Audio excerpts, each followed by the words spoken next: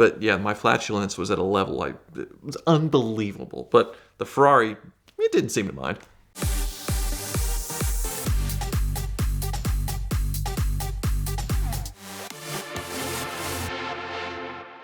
So we've done 10 car treks so far, working on one more. But I think Ed and I, one of our favorites, not the favorite, is Car Trek 4, which was Ferraris for the price of a Toyota Camry. And I dominated that if you didn't watch. But Ed cheated. He got a Ferrari 599 that was in a flood. And with Ed math and trades and things, even though the car was $80,000, he got it for Camry money.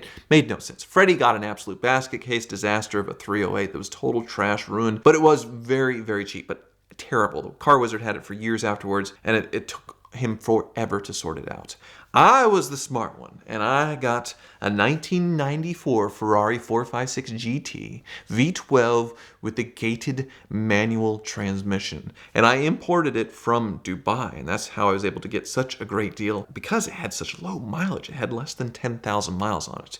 Unfortunately, though, I did know that it had somewhat of a shady history. It had probably been rear-ended really badly in the back at some point, and was completely repainted. It didn't have the original glass in the back, so that's how bad the rear ending was. It probably shattered the rear glass because the Dubai Sun on the replacement window from the salvage yard or whatever, it started to delaminate. And also, because it had sat for so long, apparently, the engine needed rebuilding, even though it had less than 10,000 miles on it.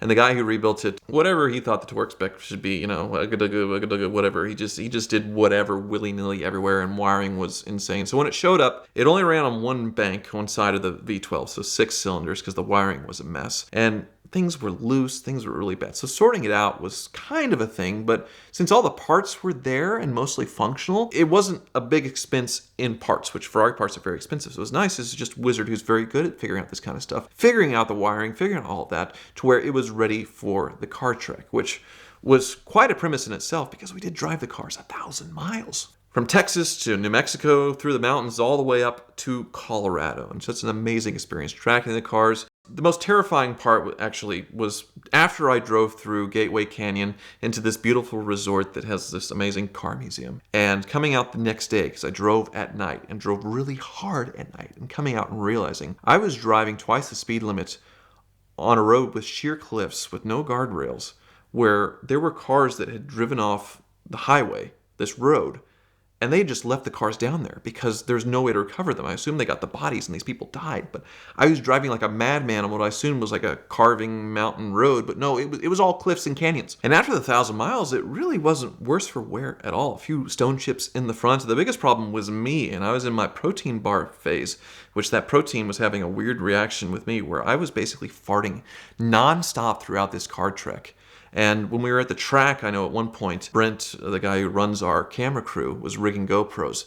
And I thought, 10, 15, 20 minutes had gone by, enough time for me, since I was hotboxing that car, to where it wouldn't smell anymore. But he got in and about passed out from the farts. So I had really just crapped all over the interior of this thing. It had been detailed since, but yeah, my flatulence was at a level, it was unbelievable. But the Ferrari, it didn't seem to mind. I got there, the car did great, it dominated the car trek, and I kept it for a couple of years. I think at 3 years afterwards, which was a long time for me to keep a car. Really enjoyed it. Took some family road trip with the kids because it has a big back seat. I know it looks like a Ford Probe, and they talk about it in the car trek looking like a Ford Probe, but I really like the way it looked. The smooth V12, the gated manual. It is a great bang for the buck. But I sort of had my fun, and I bought a Ferrari 599 coincidentally, which I really coveted Ed's. And since they were doing gated manual conversions, I thought, well, this is going to be a cool thing. The Enzo V12 with a gated manual. I lose the backseat for the kids, but I get a much better styled car, double the power, and modern technology and all that stuff. So it was time to sell the 456.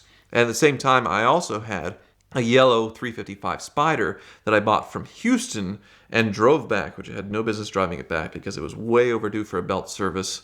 It had a flat tire when I picked it up, all kinds of problems, but went through and made that car really nice. Engine out service, all the paint cleaned up, new tires, everything it needed. It was flawless. So I ended up actually selling both to the same person. Dan, Normal Guy Supercar, he has NG Supercars in Austin, Texas, and he had a spot in line for the manual conversion for the 599. So I got his spot, like second, third in line, I think, for the manual conversion, and he bought these 2 cars from me. And I don't remember the exact details of the deal. Ed would remember all of his deals from the beginning of time, but it was a pretty good one because I got out of the cars for a little more than what I had into them, I feel like. And then I got a steep discount on the gated manual conversion, which was backed up. I think there was a 30, 40 car backlog waiting list. The cars taken apart at the shop waiting. Of course, EAG and all that drama that went down was something that happened a year or 2 later. EAG was also in Austin, Texas. Those are the people who were doing the gated conversions at the time.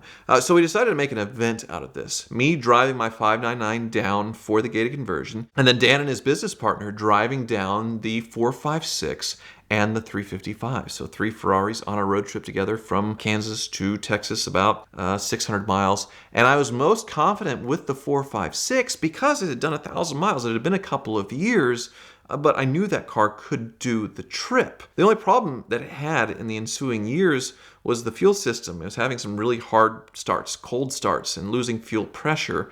And there's no fuel pressure regulator from Ferrari that's made anymore, so we had to adapt an aftermarket one to work. And it still started a little weird on cold starts, like it was losing prime a little bit, but then it was fine. I assumed it was the fuel system. Turns out it wasn't. So we hit the road, and the Ferrari, the 456, starts acting up. It's running really bad every single time they restart it. And I'm seeing white smoke billow out the back when they're first setting off. The 355 is doing fine. It's a little weird because it's been converted to a manual top, and getting that down, and Dan's business partner completely lobsters his head. It's really bad sunburn. But other than that, the 355 is fine. But the 456, something is just really, really off with it.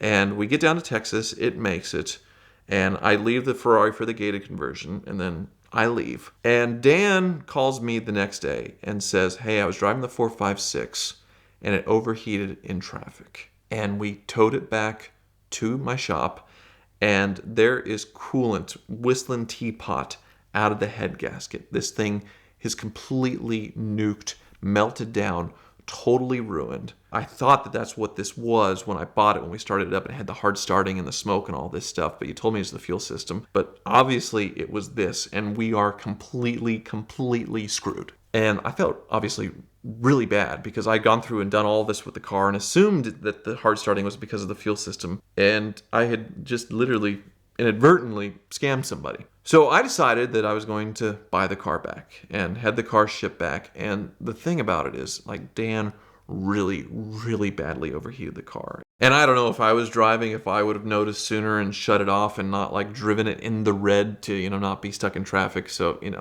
if it's on him somewhat, but really I think it was on the person who rebuilt this Ferrari engine and whatever spec. So obviously it needed another top-end job, even though it had one just a few years ago, and the thing had barely 10,000 miles on it. And when they were taking the heads off, the head bolts were all loose, or different specs. They're all different types of looseness, which some people say when the engines overheat that it'll mess up the head bolts and do that, but since nothing else was tightened down right on this, I assume that's what happened. The head bolts sort of backed off and coolant was getting into the cylinders. The big obstacle, though, with this 456 was, since it had been rebuilt once, they had already gone through at the machine shop and skimmed the heads. And since it had warped and it was so badly overheated, they weren't sure if they were going to be able to get it flat again. And if they couldn't, then we couldn't use the heads. We would have to get different heads, which were, $10,000, or a different engine, which would have been a lot more. So it was a little bit of a nail biter in that sense, and it took a year to completely go through this Ferrari again and figure out other electric things, because as we took everything apart, there were so many bad wiring, so many terrible things done with it that the dealer, unfortunately, in Dubai didn't know about. They fired this tech shortly afterwards that did all this work, and they were kind enough to actually send me some money to help out with the repairs. So a big shout out to Tamini Classics in Dubai for, 3 years after the sale, actually wanting to help out and feeling bad about the situation, because there was clearly some hack work in there.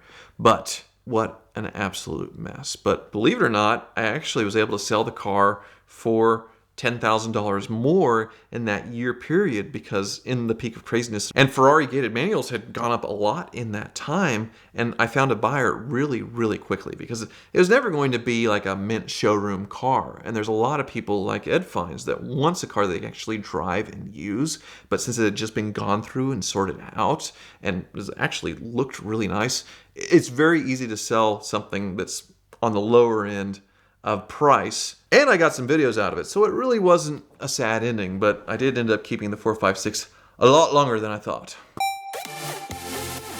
As dealership systems become more automated and more people sell their cars privately, it's harder and harder to find exactly the car that you're shopping for. But Auto Tempest is the most powerful way to shop for your next car because they compile the results from all the major listing sites into one place. Autotempest.com, all the cars, one search. They search nationally amongst all the major sites, but also allow you to search throughout the country at the same time for Facebook Marketplace results, Craigslist results, and things like that. So we love Auto Tempest because it's where I start most of my mornings, searching the deep dark corners of the internet to try to find my next bad automotive purchase. But you'll love them because it's the best way and the fastest way to find your next car. So check them out now at the link in the description below to find your next car on Auto Tempest.